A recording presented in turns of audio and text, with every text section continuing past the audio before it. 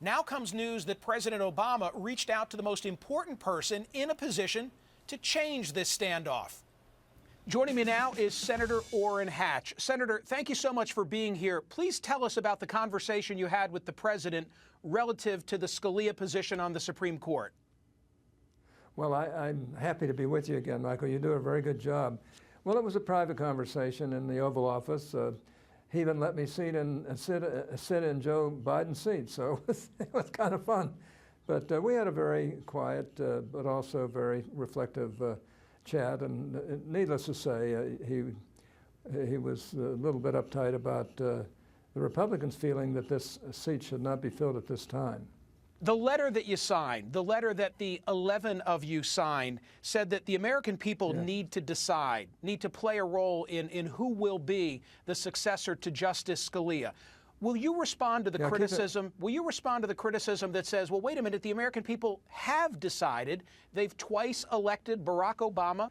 The Republicans believe, and I think even some Democrats out there believe, that it would be better to put this over to the next year and let whoever is president make this determination and get it out of the heated politics that we've had over the last number of years. But Senator Hatch, if the argument is that we live in a very unsettled time, politically speaking, imagine a President Trump. Do you think there will be any more continuity in that kind of an environment that would allow a seat like this to be filled?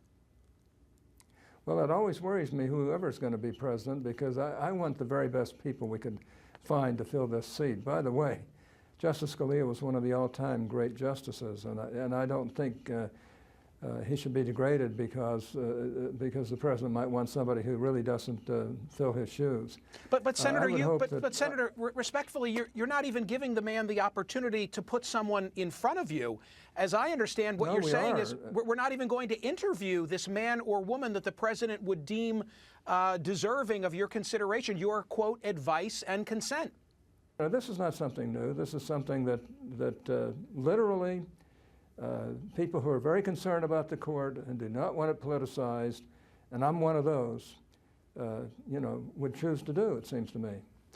It seems to me that the language, and I've read it carefully, advice and consent, this interpretation that the 11 of you are putting forth is saying, here's our advice, we will consent to no one.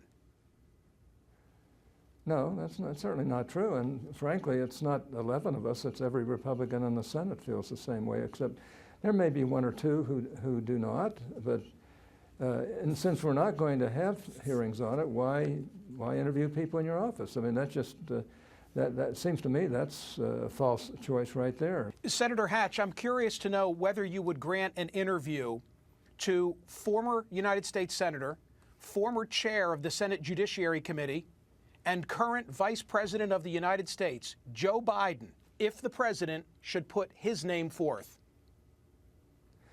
Look, I've just been with Joe out here in Utah. We're very close friends. I think very highly of him. It's not this is not a question about the person.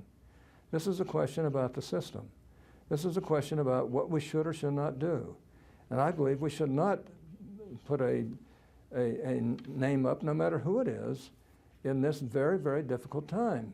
But are you telling me that if the president puts forth your friend Joe Biden and he knocks on the door for an interview, Orrin Hatch isn't opening it? He can always get through my door, but it won't be for an interview for the Supreme Court. And look, why? You're saying, Mr. President, right. You have a year left on the clock, and we don't even want to hear what name you're putting forth. Don't tell me that Republicans are being mean here, because they're not. We just don't believe it should be done by this president in this presidential year, as bollocksed up as this presidential year is. We don't think we're likely to get a really top-flight Supreme Court justice. But even then, we think it's a bad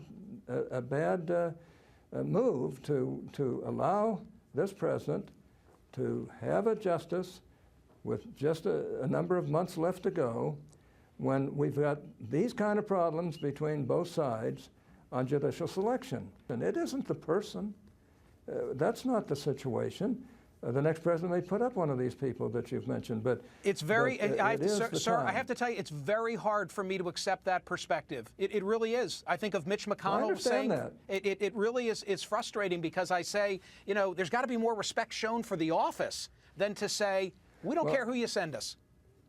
Well, you're saying that we got to accept anybody this president sets up. No, when I'm we don't not. think No, he I'm should not. be I'm sending. saying have the dignity to Well, yes, welcome the you are. person You're into your saying- office and hear them out.